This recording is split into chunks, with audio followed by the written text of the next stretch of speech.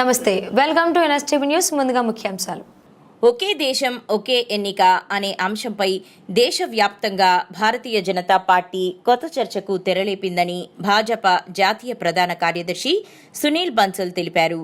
మంగళవారం అల్వాల్ సర్కిల్ పరిధి ఆర్టీసీ కాలనీలోని విజయలక్ష్మి గార్డెన్లో బీజేవైఎం జాతీయ కోశాధికారి టీం సాయి నేతృత్వంలో ఒకే దేశం ఒకే ఎన్నిక అనే అంశంపై బీజేపీ నాయకులతో సమావేశం నిర్వహించారు. కార్యక్రమానికి భాజపా జాతీయ ప్రధాన కార్యదర్శి సునీల్ బన్సల్తో పాటు తెలంగాణ రాష్ట్ర భాజపా నాయకులు ముఖ్య అతిథులుగా హాజరయ్యారు. थोड़ा कार्यक्रम हमारा जल्दी शुरू हुआ है. साईं जी के मन में इच्छा थी कि 7:30 तक शुरू हो, लेकिन मेरी फ्लाइट होने के कारण से और सुबह एक जल्दी कहीं जाना, इसलिए थोड़ा जल्दी शुरू हुआ है. लेकिन बाद में चंद्रशेखर जी, रामचंद्र राव जी और सभी बहुत सारे विद्वान हम सबके बीच में हैं. वो भी आज के इस कार्यक्रम के विषय में अपने मत हम सबके बीच में रखेंगे. देश में इस समय जो एक करंट टॉपिक है, वन नेशन वन इलेक्शन, उस विषय पर चर्चा करने के लिए आज हम यहाँ पर आए हैं.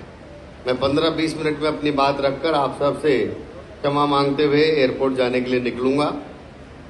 हम सब जानते हैं कि देश की स्वाधीनता से ही हमने लोकतंत्र को अपनाया, डेमोक्रेसी को स्वीकार किया. जिस भी देश के अंदर लोकतंत्र है, लोकतंत्र में चुनाव एक अनिवार्य पार्ट है. जहां लोकतंत्र होगा तो वहां चुनाव भी होगा. चुनाव ये निष्पक्ष तरीके से हो, चुनाव ये स्वस्थ तरीके से हो,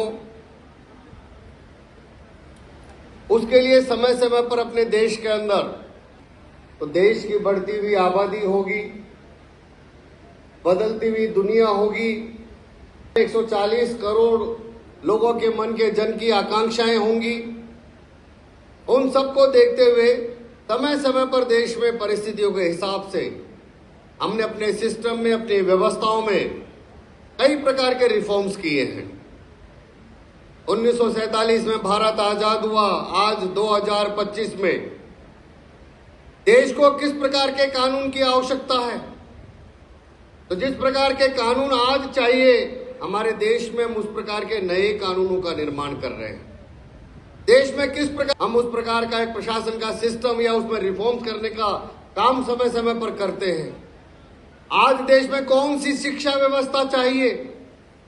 तो देश की स्वाधीनता से लेकर आज तक कई बार अपनी शिक्षा नीति में हमने कई बदलाव और सुधार करने का काम किया है. अगर हम चुनाव की व्यवस्था को भी देखें तो इस इलेक्ट्रोल सिस्टम में भी हमने समय समय पर बहुत सारे रिफॉर्म्स किए हैं. हम में से यहाँ बहुत सारे लोग बैठे हैं. ఆ విషయాన్ని అందరం ఏకతాటిగా భారతీయులందరం ఏకతాటిగా దాన్ని ఖండిస్తూ అక్కడ అన్యాయంగా మన భారతీయుల పైన పాకిస్తాన్ తీవ్రవాదులు, ఇస్లామిస్ట్ టెర్రరిస్టులు ఎవరైతే మతం అడుగుతూ అతి దారుణంగా, కిరాతకంగా వారిని హత్య చేశారు. ఈ టెర్రరిజం ని మనం అందరం కండెమ్ చేయాలి. రానున్న రోజుల్లో భారత్ లో ఇటువంటి ఘటన భారత్ పై ఏ దేశమైనా, పాకిస్తానే కాదు ఏ దేశమైనా మళ్ళీ ఇటువంటి చేయాలంటే భయపడాలి. అండ్ ఆ దాడిలో చనిపోయినటువంటి కుటుంబాలతో మనం అందరం మౌనం పాటించాల్సిందిగా కోరుతున్నాం. भारत माता की. इसी के साथ नेशनल एंथम के लिए मैं रिक्वेस्ट करता हूं.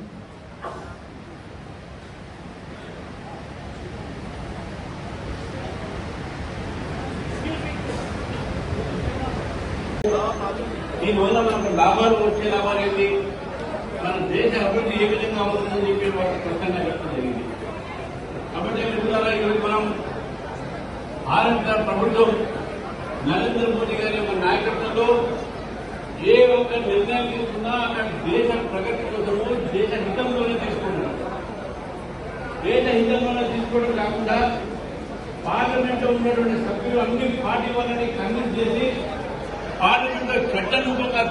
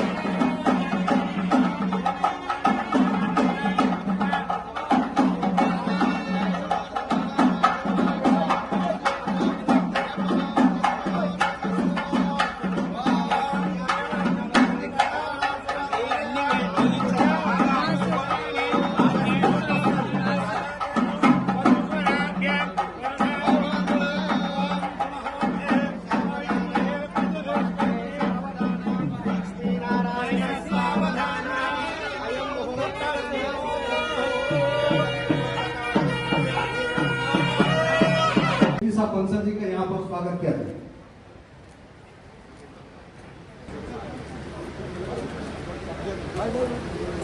और मेरे जो गेस्ट बैठे ऑडियंस सबका हार्दिक शुभकामनाएं। वन नेशन वन इलेक्शन की जब बात होती है तो हमको याद रखना है कि कोई नई चीज नहीं है, ये కొత్తదేం కాదు, చాలా పాతది। 3 ఎలక్షన్ జరిగింది ఇండిపెండెన్స్ అంటే మనం స్వాతంత్రం వచ్చిన తర్వాత రిపబ్లిక్ అయిన తర్వాత till 1967 we had simultaneous polls in all states and union territories and Lok Sabha. కానీ after that